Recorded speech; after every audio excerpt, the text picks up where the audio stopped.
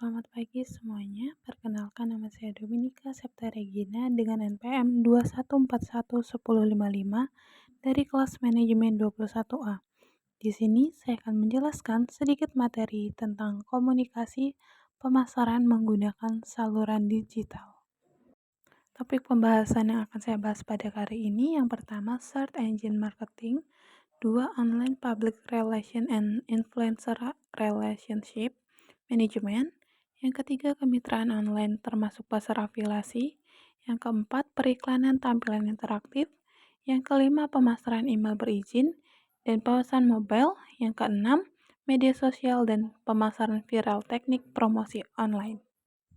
Search Engine Marketing atau SEM adalah bentuk pemasaran di internet untuk meningkatkan visibilitas website di halaman hasil mesin pencarian melalui kegiatan promosi website, atau dengan kata lain membeli traffic dengan membayar mesin pencarian seperti Google. Metode ini dianggap efektif karena dapat menempatkan website Anda di halaman pertama dalam mesin pencarian. Namun, layaknya konsumen, kita sebagai pemilik bisnis pun harus cukup cerdas ketika ingin memilih metode ini. Sebagai referensi, jurnal tersebut merangkum poin-poin kelebihan dan kekurangan SEM ketika diaplikasikan pada bisnis kita. Kelebihan penggunaan SEM itu sendiri, yang pertama, dijangkau oleh banyak audiens. Yang kedua, mempunyai pilihan target sesuai yang diinginkan.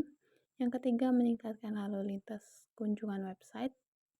Yang keempat, dapat mengontrol budget. Yang kelima, efektivitas diukur dengan jelas dan mudah. Yang keenam, memberi kesempatan melakukan pengujian. Kekurangan penggunaan SEM, yang pertama, kompetitif. Yang kedua, membutuhkan waktu lebih. Yang ketiga, algoritma berubah.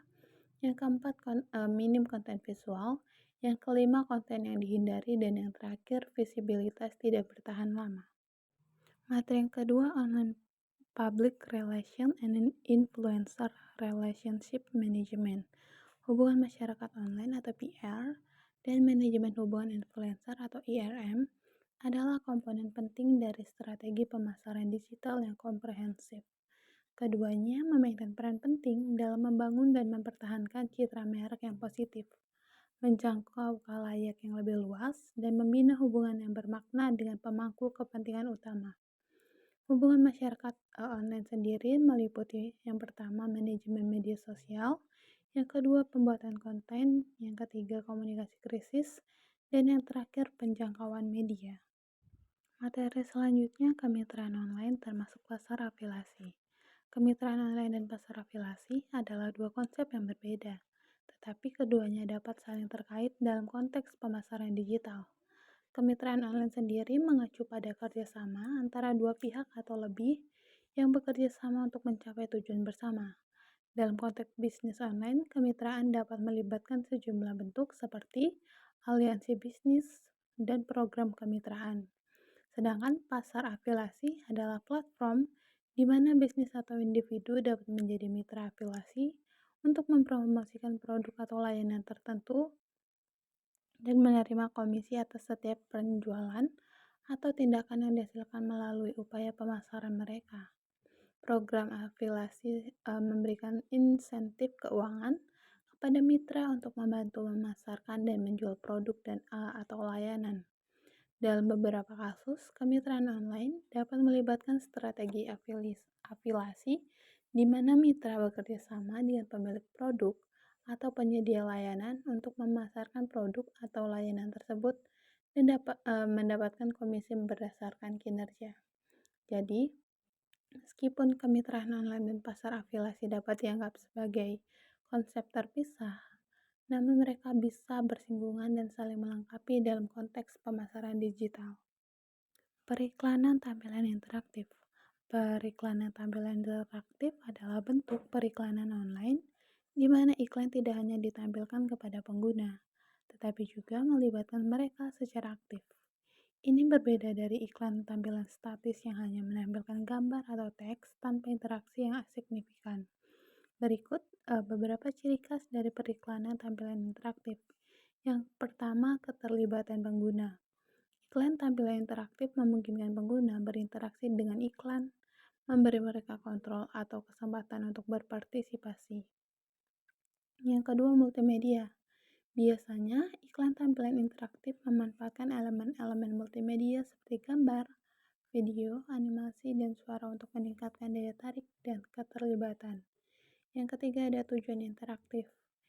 Iklan tampilan interaktif seringkali dirancang untuk mencapai tujuan tertentu selain sekadar menampilkan informasi. Tujuan ini bermacam-macam, seperti meningkatkan kesadaran merek, memperoleh data pengguna, atau bahkan langsung memfasilitasi pembelian. Dan yang terakhir, responsif terhadap aksi penggunaan. Iklan tampilan interaktif dapat merespon langsung terhadap tindakan pengguna, sehingga menciptakan pengalaman yang lebih dinamis dan profesional. Selanjutnya, materi pemasaran email berisi dan pesan mobile. Pemasaran email berisi dan pesan mobile merupakan strategi yang penting untuk mencapai audiens secara efektif. Pastikan untuk mematuhi regulasi privasi data seperti GDPR dan memiliki izin sebelum mengirimkan pesan. Gunakan konten yang relevan dan personalisasi untuk meningkatkan keterlibatan pelanggan. Tracking hasil kampanye dan menganalisis data dapat membantu kita meningkatkan strategi pemasaran kita. Materi yang terakhir, media sosial dan pemasaran viral, teknik promosi online. Pemasaran melalui media sosial dan teknik promosi viral merupakan strategi efektif dalam dunia online. Memanfaatkan platform media sosial populer seperti Facebook, Instagram, dan Twitter untuk membangun kehadiran merek dan terlibat dengan audiens. Kreativitas dan konten dan penggunaan tagar dapat meningkatkan visibilitas melalui efek viral. Berikan konten yang dapat memicu pembagian oleh pengguna, seperti konten lucu, informatif, atau kontroversial dengan bijak. Ajak audiens untuk berpartisipasi dengan mengadakan konten atau tantangan yang dapat memicu partisipasi dan berbagi. Selain itu, pertimbangkan juga kerjasama dengan pengguna berpengaruh atau selebritas media sosial untuk memperluas jangkauan. Pantau dan tanggapi dengan cepat tren atau peristiwa terkini untuk tetap relevan dalam konten kita. Integrasikan elemen-elemen ini dalam strategi pemasaran online Anda untuk memaksimalkan dampaknya. Sekian penjelasan saya mengenai komunikasi pemasaran menggunakan salur digital. Terima kasih.